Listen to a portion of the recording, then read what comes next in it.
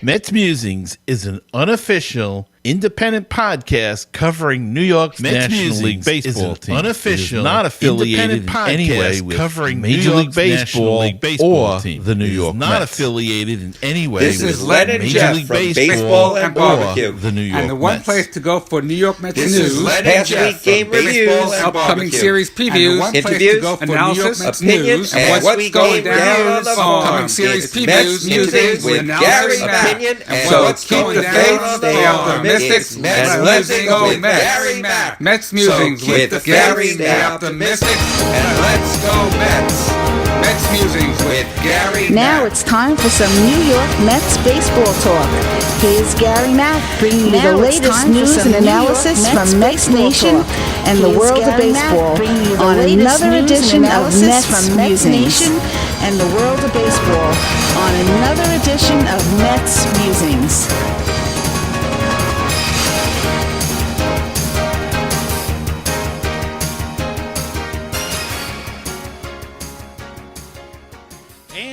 Welcome to another edition of Mets Musings, episode number 355.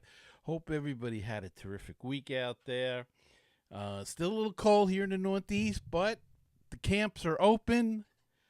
Florida is abuzz with activity, and the Mets are there. And, of course, it wouldn't be a Mets camp without an injury, and we have the first one of the season, as Jed Lowry goes down with a sore knee. Now, they're not sure what is causing it. He said he hurt or it was sore when he was doing some baseball activities, running, sprinting, that sort of thing, for the first time. Tried to work through it, but it was bothering him, so they shut him down, shipped him to New York. They're going to take an MRI and probably let the team doctors see him. That would be the course of action to take.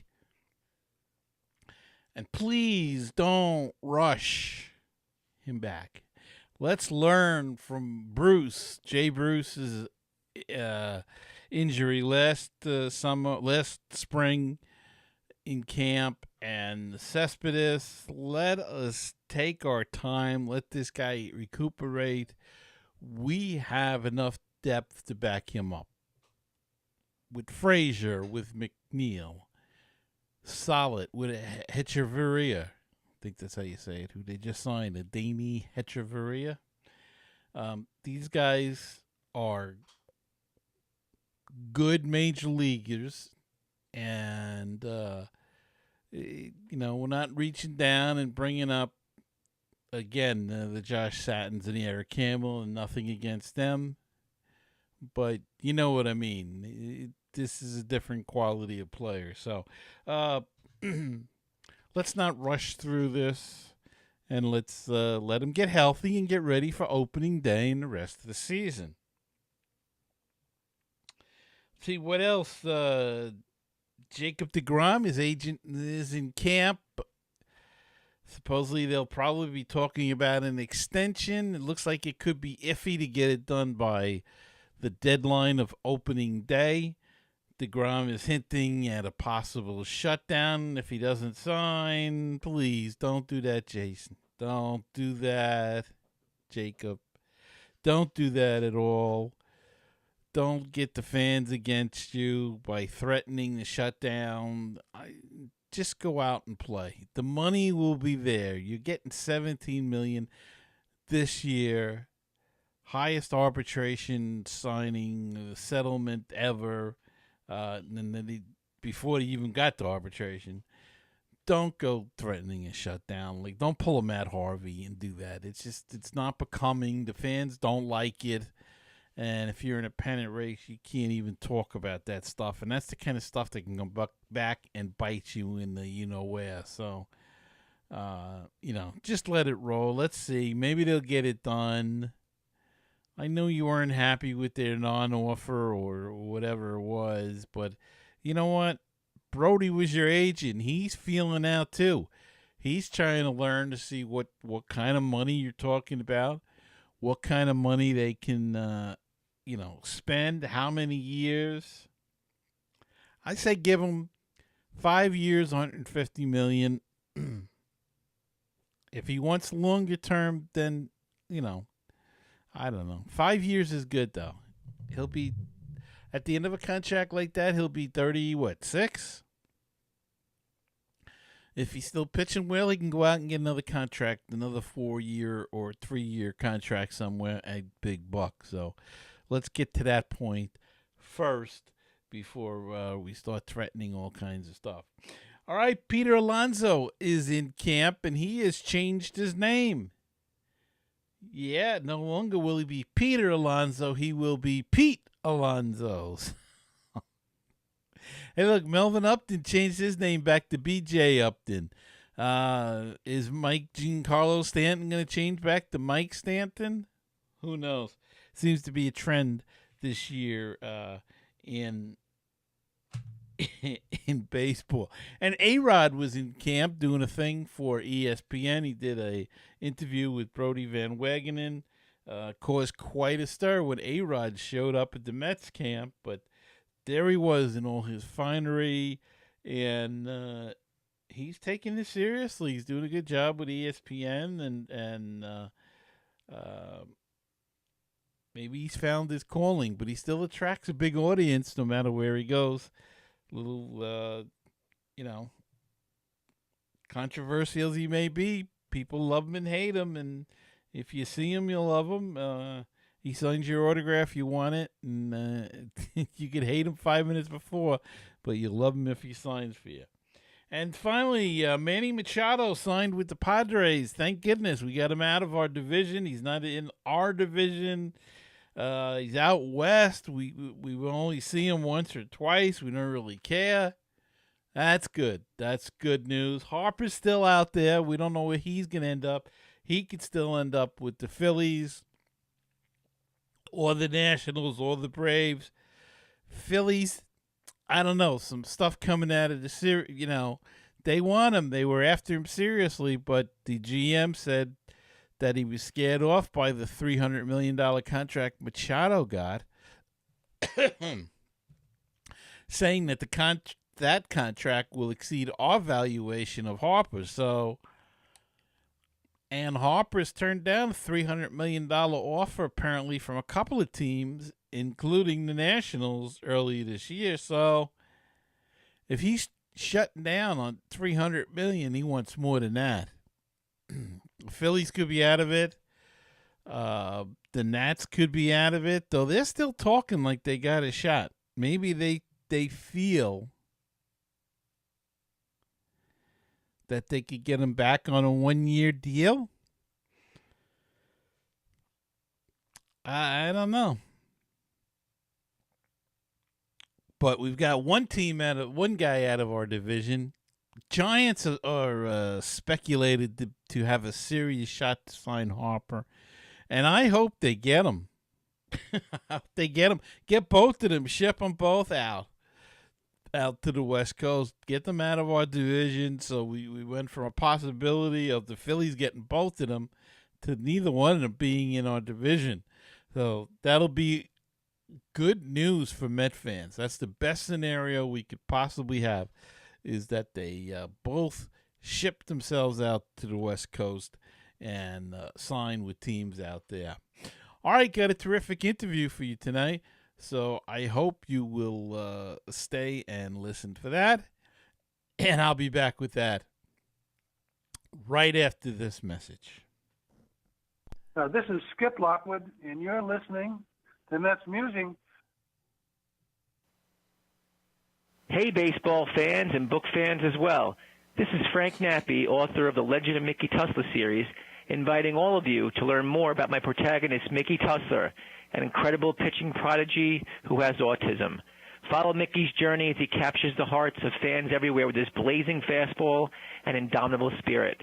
Please visit Amazon or www.franknappy.com for more information. Hi, this is the world-famous Mr. Brewtown of BrewtownSports.podomatic.com. You can find us on Facebook, Twitter, and Google+, Brewtown Sports. You can also listen to the show at Stitcher.com, TuneIn.com, and iTunes.com. And we've got the new one It's called brewtownradio.weebly.com, but the one that I'm most proud of being on is baseballpodcast.net. It is the home of great baseball talk shows. Check it out, my show and all kinds of other programs all about Major League Baseball. So check it out. That's baseballpodcast.net, the home for great baseball talk shows. 516-619-6341. That is the comment voicemail hotline if you'd like to be a part of the show, and drop us a line, leave us a comment or a voicemail, question, anything at all. Call that number, 516-619-6341, or go to MetsMusings.com and click on that widget in the middle of the screen, and that's a speak pipe, and you can leave a voicemail right through your computer through your computer's microphone. Or if you prefer to do things the old-fashioned way, send us an email at metsmusings@gmail.com. The Facebook page is facebook.com/groups/MetsMusings, and the Twitter handle is at MetsMusings1. And if you'd like to help out the show, check out our Patreon page. Check out the campaign at patreon.com/MetsMusings.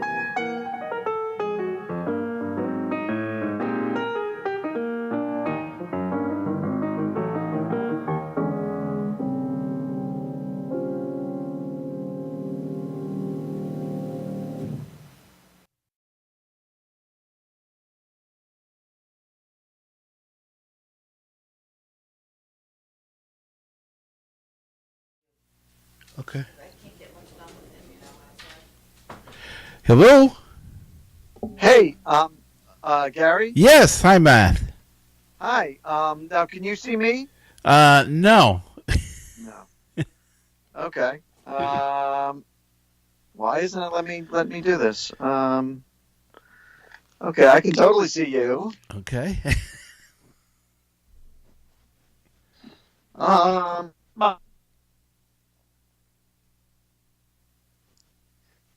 Okay.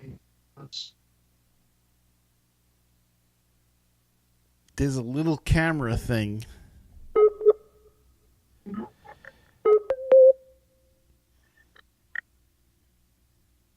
All right. No? All right. Well, so it says doing- poor connection. I don't know on which end that is. Well, mine's got 3 bars here. Yeah, mine too.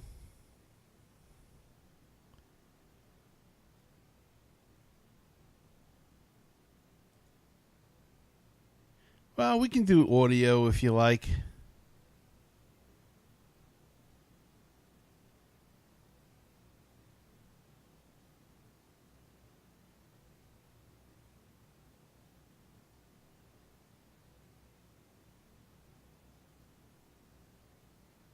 Did I lose you?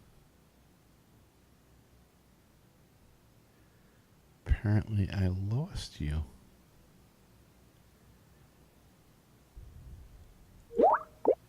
Hello? Can you Yeah. hear me now? Still here. Okay. All right. Okay. Oh, wait. I think I hit the right button. Because I can see me in the corner. Can you see me? No. No. All right. Because I'm seeing me, very tiny, but I can see it, but you can't. I can't, yeah. Does this? How does it usually work? Well, usually I would see, I think, a split screen. Or no, I'd see you in a little box, and I'm not. I'm in a little box. Okay, but that doesn't work for you? I'm not seeing. Yeah, I'm not seeing a little box. All I see is your contact picture up in the upper right hand corner. Okay, because now I'm looking at it, and I can see me in a tiny little box that has me talking, like as it's going along. But my son helped me set this up, but I didn't. There you are. Oh, okay. Now I guess I hit got the you. right button. Okay. Now we're all set. Okay. Now you're good. Yeah. Sorry about that. No, that's it's been okay. a while. My son helped me set it up, but we, of course, he's not here now. So, Isn't that always the way, right? but we got to figure it out. It just There you took a go. little longer. Like All the right. Mets, they'll be playing baseball. You just don't know how well it'll go. Well, hope it's well, and I hope it's soon. Because Yes. all right, so what I'll do is I'm going to give you a brief introduction, and then we'll just get started, okay? Sure. Okay. 3, 2, 1. Joining me tonight is the author of a terrific book. It is called Shea Stadium Remembered, and for those of us old-timers that spent a lot of our time growing up, Shea Stadium was our home away from home, and this book brings back a lot of memories of that, and the author's name is Matthew Silverman, and he's on the line with me right now. Matt, welcome to MetsMusings. Well, thanks, Gary. I am very excited to be here. Your first paragraph really is my first question. Why a book on Shea Stadium? That was my first question because I was asked to do this, and I did explain in the what it is about it, and I have to say, with all that aside, that I've been getting a lot of good response from people really excited about Shea Stadium, that it's not around anymore, so you can admit that you that you love the place, and I don't know that that's too strong of a word. And, I have to admit, I have something similar in my life with the Expos that I couldn't really, maybe it's not the same, but the Expos, I couldn't admit that I liked them because the Mets were always playing them, always losing to them in key points. And then when they left, I was like, I really miss the Expos. And I do. I can't stand the Nationals. And I think some people have that same affinity for Shea Stadium. Personally, I never had any problem with Shea, and I have more of a problem getting myself up and excited for the current team than thinking about the teams I grew up with. Whether they were, because even the bad teams now is part of nostalgia. Right. They grew up. The current bad teams are just current bad teams. But, you're that one when you were 15 years old that you'll never get back. That's So, right. Well, when I go back to the Polo Grounds, so when Shea opened, that was like a shining gem of a stadium compared to what the Polo Grounds was. Mm-hmm. And I tell young kids all the time, you don't realize that you said, kids that went the last couple of years to Shea, when they became fans, they think that was it. But I said, no, they played in the Polo Grounds, and that was really bad. So Shea was a shining gem, and for a lot of us, it became our home, away from home, as I said. We grew up with it, and, your question that you answer in the first paragraph, so about nostalgia, that's what it is now. It's not only... It's not only about Shea Stadium, the ball field. It's also about our youth. Exactly. That it's, I think I was channeling a little Dana Brand. I don't know if you remember him, that he wrote the book, the last book, I guess, on Shea before this one. Mm-hmm. What's it? Not Last Play at Shea. I actually have it right here. And I actually talked with his widow, because he unfortunately died a few years ago. Mm-hmm. And he really followed all the way to the end. I didn't have the heart, and I don't live close enough to have driven to Shea when it was being torn down, but he was down there until like the final week before it actually went down, which was just about 10 years ago. Right. This week or last week or whatever. And so I sort of channeled some of that from him as well, and reprinted his last word on Shea, because I really concentrated on it as it was open and what led to the opening. And I even have a little information about the Polo Grounds. And, what led to the Mets originally, which was the exodus of the Dodgers and the Giants. And I even found out that it was built,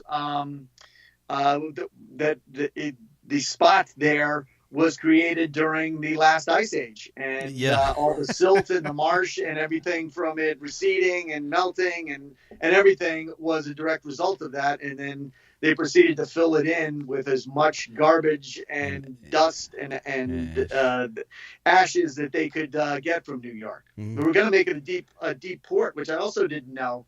But World War I intervened and then went on to Robert Moses's radar, even though radar hadn't been invented then.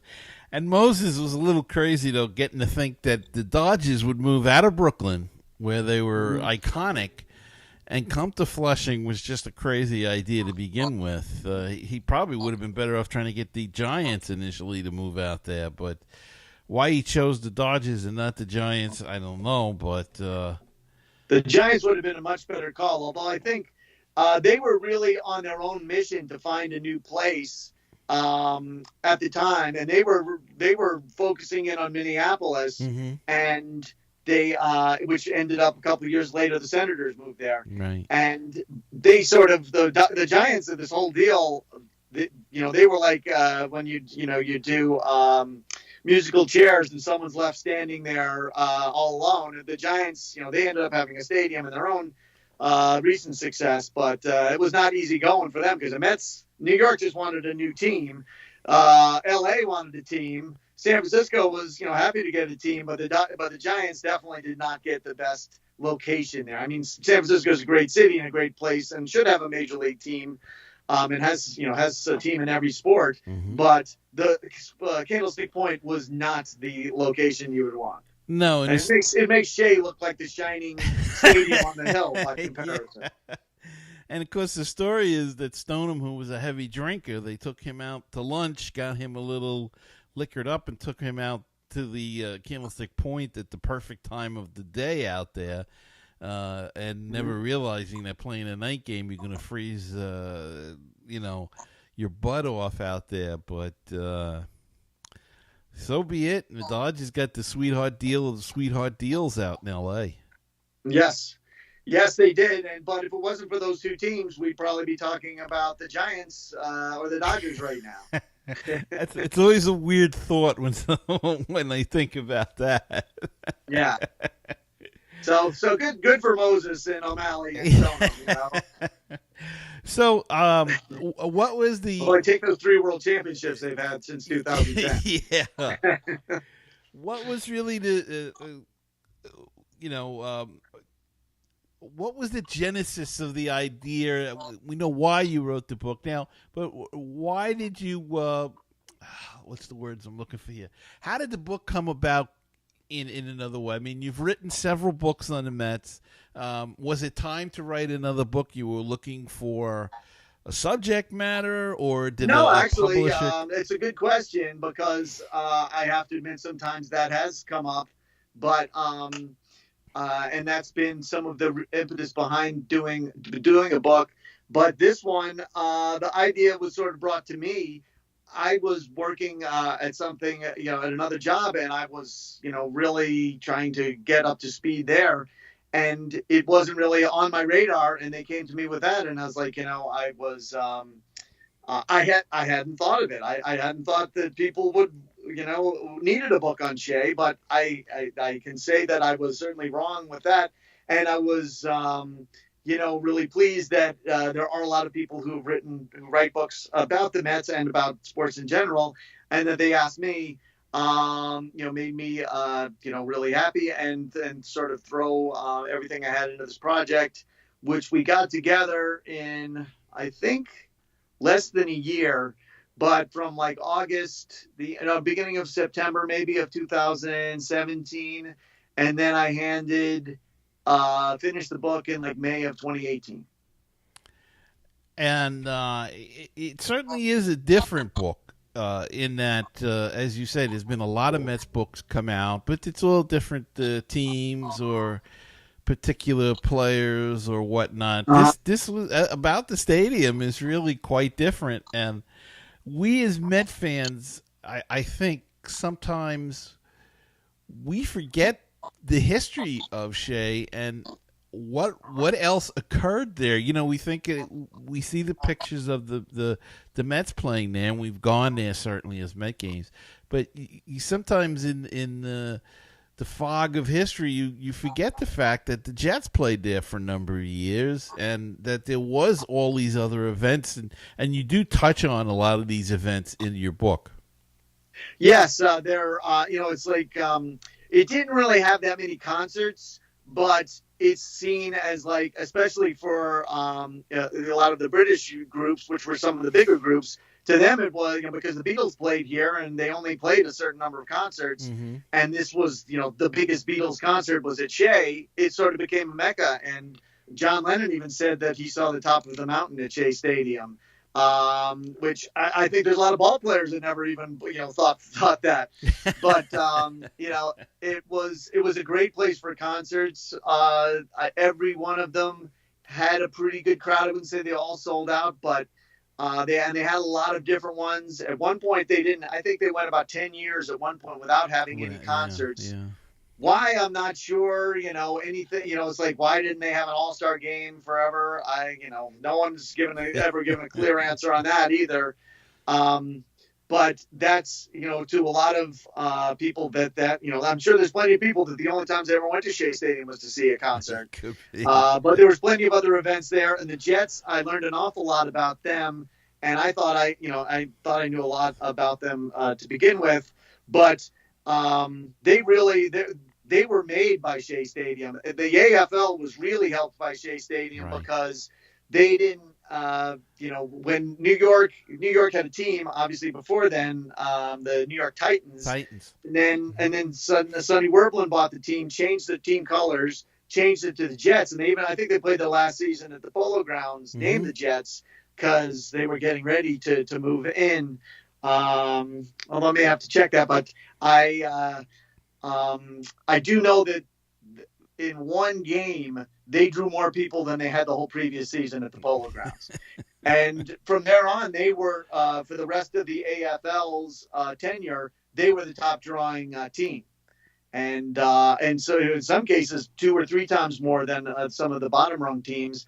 And it took the Jets a little while to catch up personnel wise, but they were slowly building up, and they had, drafted Joe Namath, and the Jets, as much as anybody, were the reason that the NFL sort of capitulated and said, the NFL wouldn't play it that way. And then, the AFL hasn't existed for a long time, so there's no one to say that. But they essentially gave up and went on the AFL's terms, because the NFL originally wanted to only take certain teams, and the AFL had enough between Namath and their large TV contract, and taking a lot of the oomph away from the NFL, so to speak, because it was direct competition. Right. That they pretty much capitulated on all grounds. The only thing, the only thing that I still, question is why it took them 4 years. They played 4 years with the 2 leagues before they finally got everything together and then became one league. But I think it made, I'm glad they did, because it makes life a little more fun, and really created a bit of a rivalry between the AFL and the NFL, with the NFL thinking, oh, we're so much better than they are. And then come the Jets, and the Jets win that Super Bowl. The fact that they beat the Raiders, who were considered a better team, at Shea, on probably its most famous football game, to then go on to the Super Bowl and win that. And then they made the playoffs again the next year and got bounced out by the Chiefs. And then the Chiefs went on to win the Super Bowl. And by the time in 1970, when the NFL and the AFL were together, they were much more on even ground. And then the Colts, who had been an NFL team, moved them to the AFL to even out the numbers. They won. So, the first Super Bowl in the combined league.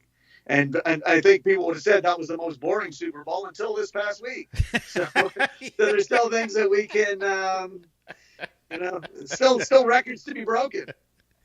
It's very funny that you say that because I had gone with a bunch of friends. I was over at a friend's house watching the game, and we kind of said the same thing. This is the most boring game since the Jim O'Brien game. Jim O'Brien was the place kicker that won the game. At least that ended with a field goal in the last play. Yeah, thankfully, yeah, we were thankful. That was at least memorable. Here it was, And the commercials were better back then. Yeah, here you had the guy missing the field goal, and that ended the game there. It was like the strangest thing, You're missing a field goal. I can't imagine the Super Bowl has ended because a guy missed a field goal that would have still put them down by 7 points in the last 10 seconds. But so you've written this book. It's a terrific book, and Shea was originally built for both football and baseball. They had that swinging section of the box seats that swung around to set up for football, and I remember going to football games there and sitting behind the end zone on a raised built platform that they had, and you couldn't see beyond the 30-yard line, your own 30-yard line. So if it got down the other end, all you could see is the rising dust from the infield. But it was, it was all right. We had fun. We went and enjoyed it and saw a bunch of people, big stars, play there. But it seems as if we lost the connection. Let's hope we can get that connection back. I lost my network.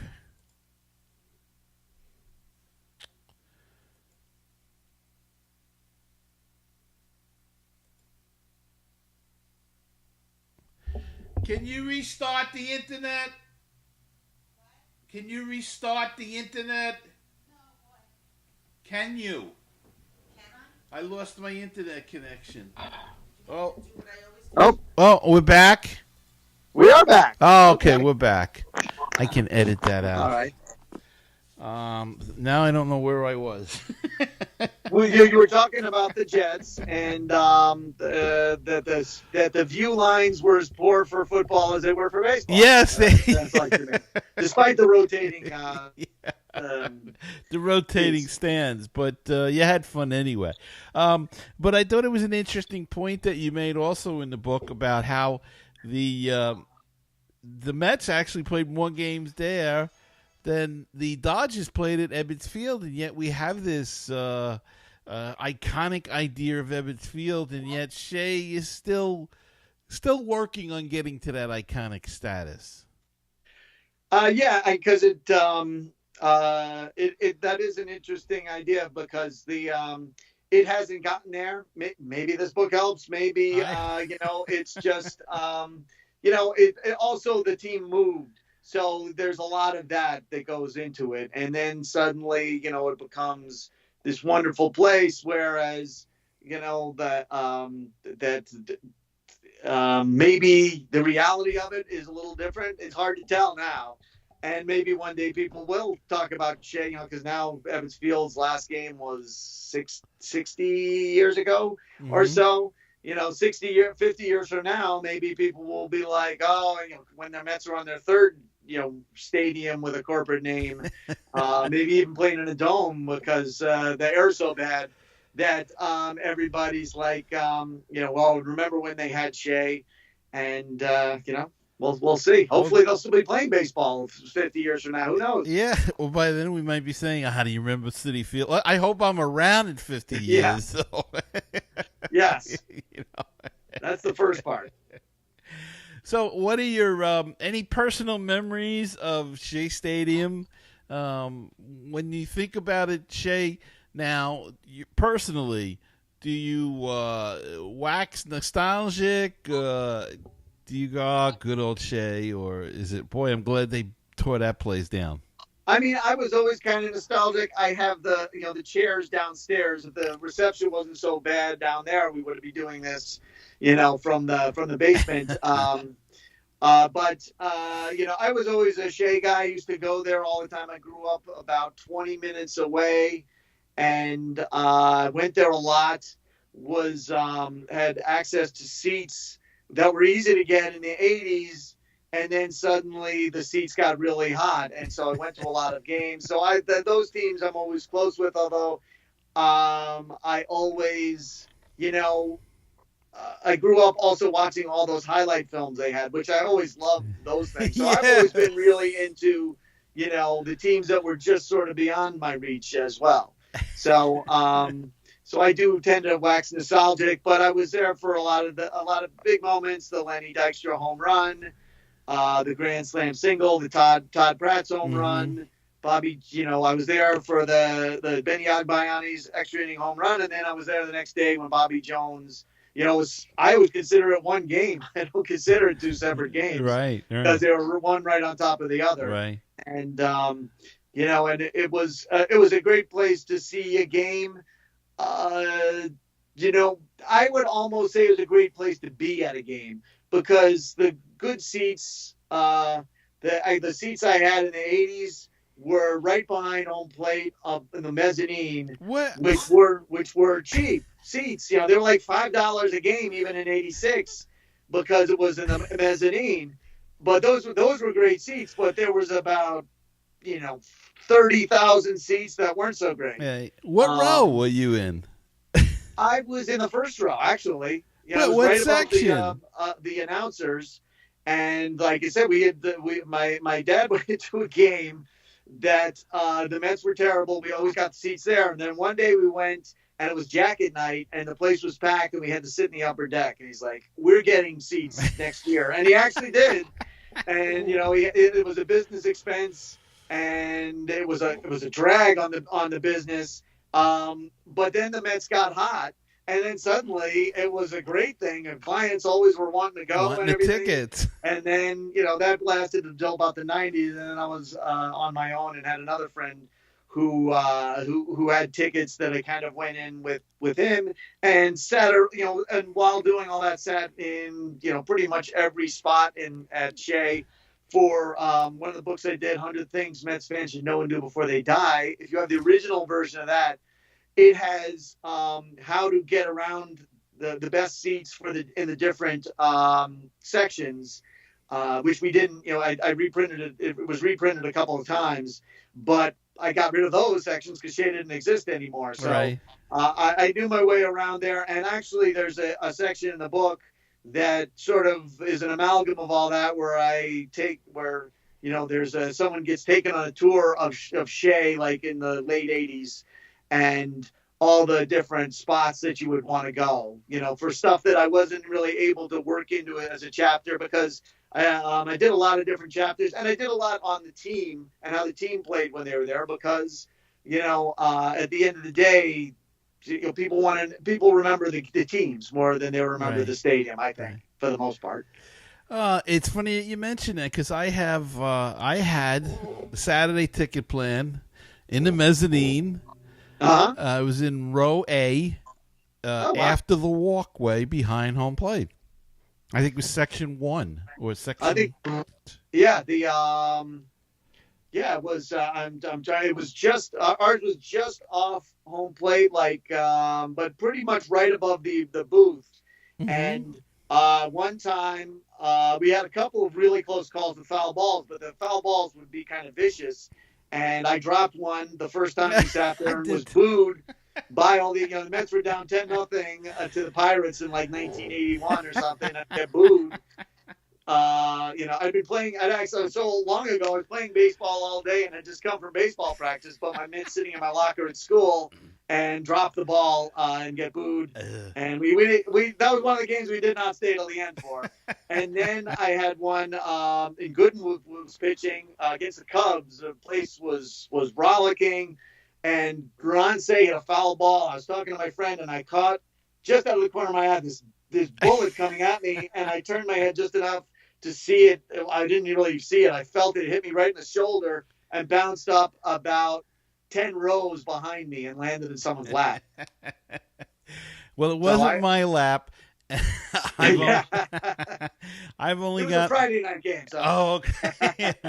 I've only gotten one baseball, and it was hit by Robin. It's funny how we remember this, right? It was hit by Robin Ventura. It was a foul ball, and it actually hit the next level up it hit the concrete coming down, and it dropped down. And must have hit, maybe it hit somebody's hand. Dropped straight down, landed in my seat, and I turned around, and as I was reaching for it, all of a sudden I felt like people pushing me, and there was like 5 people just trying to grab it off of my seat. And all I can remember is that I covered it like a fumble in football and started throwing elbows. And I said, no, this is my seat. It's my ball now. I've been coming 50 years to ball games, never got a foul ball. And I managed to hold on to the ball, and the guy behind me was laughing his head off because that was the funniest thing I ever saw. You throwing the elbows to knock these people away. But I still have the ball, and one of these days I'm going to get Robert Ventura to sign it somewhere, and I'll have that memory forever. Well, the only one I got was at Shea, the one that I actually caught. And the best way to catch a foul ball, I've worked as an usher at other stadiums too, is wait for it to stop. That's the best way of doing it. If you don't want to hurt your legs. I almost had my hand broken by an Elgar Alfonso line drive while I was putting my mitt in 2 outs in the 9th inning of a game Mel Rojas had blown, and the ball hits me in the hand that's holding the glove. I'm putting it in the bag. I look up, and it's a bullet. Hits me right in the hand, almost broke my hand. And I was one of the few days I was playing hooky from work, and it said I was doing something else. And as a writer, getting your hand broken would have been kind of that would have been a tough one to explain. Right. So, but I got one from David Wright that hit that I grabbed on the rebound in a kind of empty Shea, and the second game of a doubleheader, and the last year was there, and it had the Shea Stadium logo. Actually, I got it over here somewhere. Yeah. The Shea, the Shea goodbye logo there. There you go. With a little mark. Why I guess it has dirt on it from the pine tar, because it certainly didn't hit any dirt. It just hit some good old Shea concrete and steel. Well, now you got to get David Wright to sign that sometime. Well, yeah, I don't have to, but I just stuffed it in my pocket. I didn't look in until I got in the parking lot later, because I was like, please don't have someone, insist I give it to some kid who's on his first, his like 9th game. I was like, this is like my 400th game. Exactly. And so I just stuffed it in my pocket and kind of played it cool. And then I pulled it out when I got in the parking lot, and it had the Shea, the final Shea, logo on it. My knees literally got weak. I was like, wow, I didn't even realize they were putting those on the ball. So that was a nice moment, and I managed to catch one off the bat of another great Met, Josh Satin, but that just kind of rolled down an aisle, and I was the last one there. Okay. So, did you tell Alfonso the story at the QBC? That's I had totally forgotten about it till just now, but I did not, and that was quite an event. I just couldn't even get close to him. We were in a spot where the people would stand and then talk about stuff they were going to do next. Right. So I got a good view of him, but that was about as close as I got. But Fonzie's the quiet man. I do some work for the Tri-City Valley Cats up in Troy, and he's the manager there. Okay. So I've seen him in the flesh there as well. But I've kept the mystique on the field. If I have something to discuss with him sometime, it would be nice to interview him. And if I do have an interview, I'll definitely talk to him about that. Yeah. But he seems like he's one of my favorite homegrown Mets. Reminds me a lot of the Cleon Jones kind of player, except he was probably better than Cleon Jones. Right. But Cleon did play in an era where if he had Elgar Alfonso stats, he probably would have been the first Met MVP at some point. Yeah. So you do some stuff for the Tri-City Valley Cats? Yes, it's like game day stuff, and I've got like a summer. I'm a writer, so I do a lot of different things, and I live near Kingston, so it's like an hour drive, and right now kind of like the old announcers, I just do weekends. Yeah. I love the New York Penn League. I go to many Cyclone games as I can, and I've been up. I want to get to Tri-City. I've been up to Hudson Valley Renegades, to a number of games up there. Enjoyed it. I used to do a Cyclones podcast, and I kind of stopped doing that because it became a lot of work. But now that I'm retired, who knows? Maybe I'll start. It's that a great baby place up to again. Joe Bruno Stadium. It's a great place right off the thruway. So it's like maybe it's a good hour after coming from there. But let me know, and if you come on a weekend, I'll clean your seat for you. Or Okay. Yeah, I think last year the All-Star game was up there. 2 years ago. 2 and years last ago. year the Valley Cats won the league for the third time, I believe. And I was coming from a Mets game with my wife, and the game was going into extra innings. I was following on my phone, and I was like, we kind of go right by there, so we cruised in.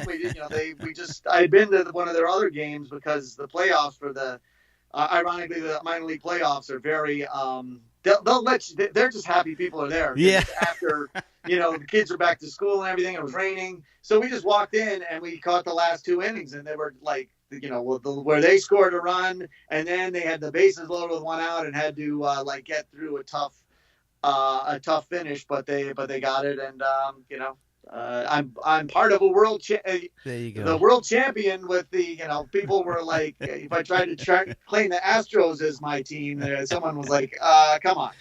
But I can say now that I'm part of at least a New York Penn League champion, even though they've expanded and I think they've got 4 or 5 other states on it now. Yeah, now they're in Maryland and Massachusetts, and Ohio, Mahoning Valley. I don't know if they're still in Ohio.